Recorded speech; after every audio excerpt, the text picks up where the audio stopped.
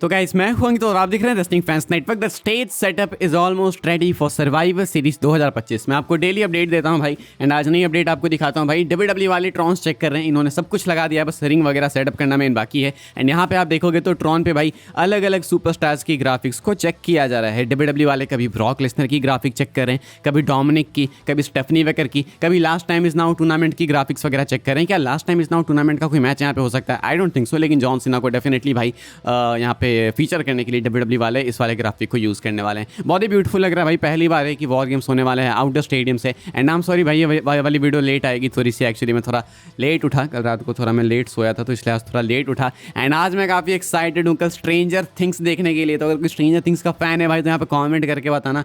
I know कि अचानक से मैंने टॉपिक स्विच कर दिया, बट दैट्स माई टैलेंट। तो भाई हम बात करते हैं सर्वाइवर सीरीज़ की। तो सर्वाइवर सीरीज़ का स्टेज बहुत ही ब्यूटीफुल लग रहा है अभी, मतलब स्टेज तो बोलने की बात है, ये ट्रॉन्स ब्यूटीफुल लग रहे हैं। जो बाहर में लाइटिंग लगा के रखी है काफ़ी ब्यूटीफुल लग रही है। तो मुझे ओवरऑल बहुत ही पसंद आ रहा है सब कुछ देख के। एंड सुंदर लग रहा है स्पेशली क्योंकि ये आउटडोर स्टेडियम है एंड पेको पार्क बहुत ही ब्यूटीफुल है, बहुत ही ब्यूटीफुल। देखते हैं भाई कैसे फील आती है शो के टाइम पे। कब है शो? तो भाई 30 नवंबर को है, सुबह 4:30 में आप उठोगे। मैं आपको एग्जैक्ट टाइमिंग बता दूंगा, मतलब अभी तो देखना होगा मुझे थोड़ा, लेकिन मुझे लगता है 4:30 में ही इवेंट है। मैं आपको एग्जैक्ट इवेंट के पहले बता दूंगा। तो फिलहाल ये कुछ है भाई स्टेज सेटअप को लेकर अपडेट। आगे बढ़ते हैं गाइस, हम लोग बात करते हैं अगली स्टोरी के बारे में। एंड आखिर लेसनर भाई क्यों गिरे वहाँ पे, रियल रीजन क्या है वो मैं आपको बताता हूँ। मल्टीपल रीजन हैं, लेकिन जो मेन रीजन है भाई वो हमें मालूम चल गया है। एक तो कि वहाँ पे फिसलन होगी, सिंपल सीधी बात है, उस कारण से लेसनर गिर सकते हैं। इसके अलावा एक और रीजन है भाई, मैं आपको दिखाता हूँ। किसी ने कमेंट किया बहुत से, एंड बहुत सारे लोगों ने भेजा मुझे इंस्टाग्राम पे, आप देख सकते होगे।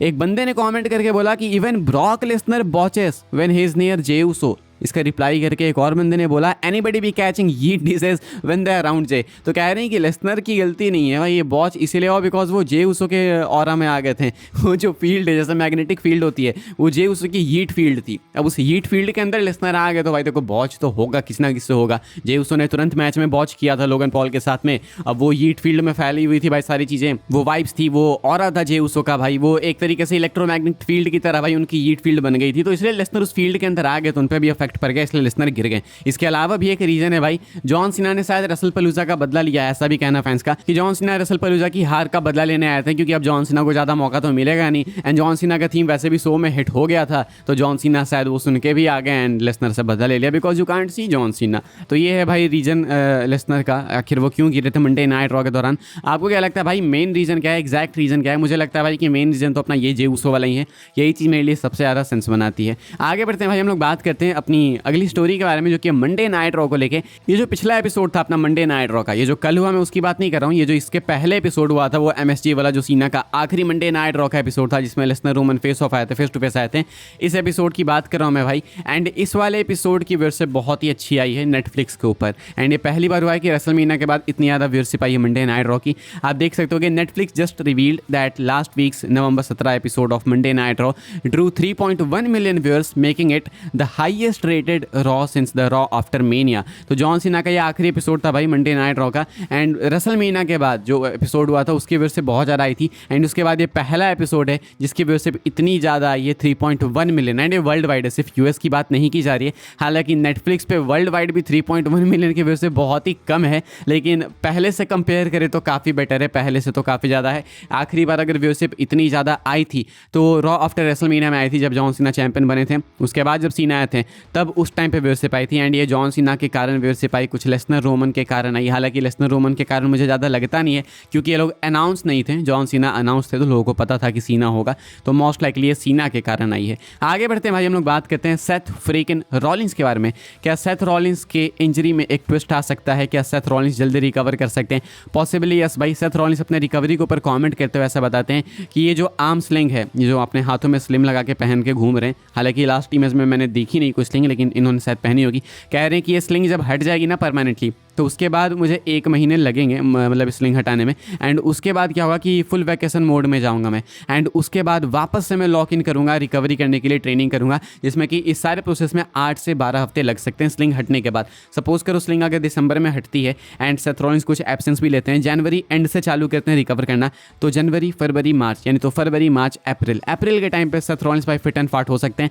एंड उसके बाद सेथ रॉलिंस आपको देखने को मिल सकते हैं WWE में कमबैक करते हैं, यानी कि पॉसिबली स्टिल चांसेस हैं कि सेथ रॉलिंस रेसलमेनिया 42 का पार्ट हो सकते हैं, क्योंकि ये काफ़ी थिन लाइन पे सेथ वॉक कर रहे हैं। एक भी हफ्ता अगर इधर से उधर हुआ तो दिक्कतें आ सकती है, बिकॉज सीधा रेसलमेनिया में आना ज़्यादा सेंस बनेगा नहीं, बिल्ड होनी चाहिए। लेकिन अगर सीधा भी आना चाहें तो वो भी पॉसिबल है। ऐसा नहीं है कि हम लोग रेसलमेनिया में सरप्राइज नहीं दे सकते, बिल्कुल दे सकते हैं, रेसलमेनिया में ही देना चाहिए इनफैक्ट। तो चांसेस हैं उस चीज़ के भी, देखते हैं क्या होता है। अभी कंफर्म तो देखो कुछ भी नहीं है, लेकिन फिलहाल मैं आपको इतना बता सकता हूँ कि सेथ कहते हैं कि टाइम लगेगा, बट पॉसिबली अप्रैल तक वो शायद फिट हो सकते हैं एंड फिट फाट होकर वो आपको कम बैक करते हुए देखने को मिल सकते हैं। आगे बढ़ते हैं गाइस, हम लोग बात करते हैं अगली स्टोरी के बारे में। मैं आपको टिकट सेल्स बताता हूँ भाई जॉन सीना के फाइनल मैच की। जॉन सीना का आखिरी match Saturday Night's Main Event में होने वाला है। आप इसको इंडिया में देखोगे भाई 14 दिसंबर को सोनी स्पोर्ट्स नेटवर्क पे 10-1, 10-2, 10-3 जहाँ पे भी आता था पहले वहीं पे देखोगे आप, एंड सोनी लिव पे भी सुबह 6:30 में। इस वाले एपिसोड के लिए कितने टिकट्स बिक चुके हैं भाई, तो 16,799 में से भाई 15,552 टिकट्स बिक चुके हैं। अवेलेबल है 1,247 टिकट्स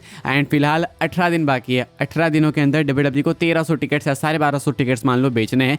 आराम से बेचेंगे भाई, कोई दिक्कत वाली बात नहीं है। जॉन सीना को कौन फेस करेगा ये भी एक क्वेश्चन है, इसकी बात हम लोग अभी आगे करेंगे।